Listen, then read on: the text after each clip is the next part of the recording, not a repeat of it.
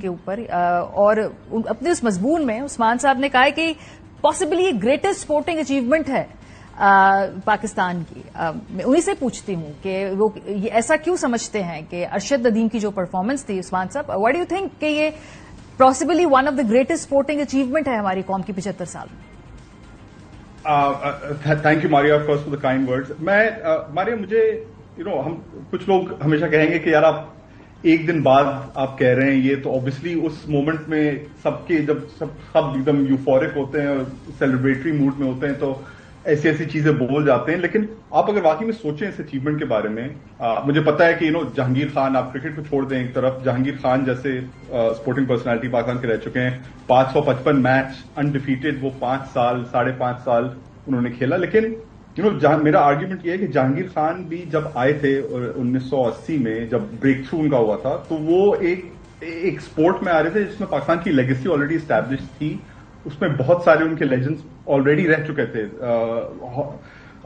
हाशिम खान से रोशन खान, बहुत उनके पास इंफ्रास्ट्रक्चर थोड़ा बहुत था, कोचिंग एडवाइस था, उनके इर्द गिर्द लोग थे जो उन्हें मदद कर सकते थे, और पाकिस्तान की एक हिस्ट्री थी। उन्होंने देखा हुआ था कि पाकिस्तान के प्लेयर्स जीत चुके हैं ब्रिटिश ओपन, वर्ल्ड ओपन जो भी था उससे पहले।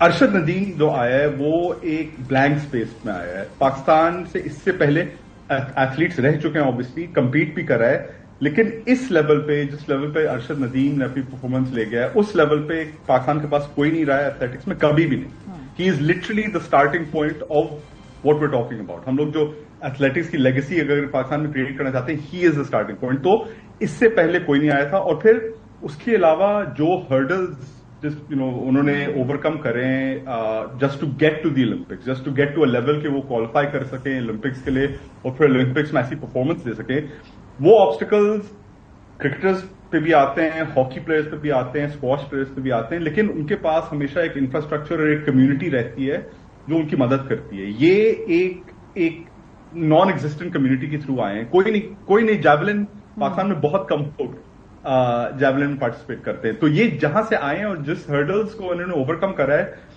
आई थिंक उस कॉन्टेक्स्ट में, और फिर एक्चुअल जो परफॉर्मेंस थी, 2 बार उन्होंने उनकी अटेम्प्ट्स में ओलंपिक रिकॉर्ड को बेटर करा है। That is a very rare achievement कहीं से भी, चाहे वो पाकिस्तान का एथलीट हो, यूएस का एथलीट हो, to better the Olympic record twice in your 6 throws is a phenomenal achievement. तो ये सब अगर आप मिला के ये सब चीजें देखें मारिया, तो आई जस्ट फील लाइक कि मैं अगले हफ्ते भी यही कहूंगा, मैं 2 साल बाद और 10 साल बाद भी यही कहूंगा कि इससे बड़ी अचीवमेंट पाकिस्तान की कमी रही है स्पोर्ट्स में। सही। विक्रांत को भी गुफ्तगू में शामिल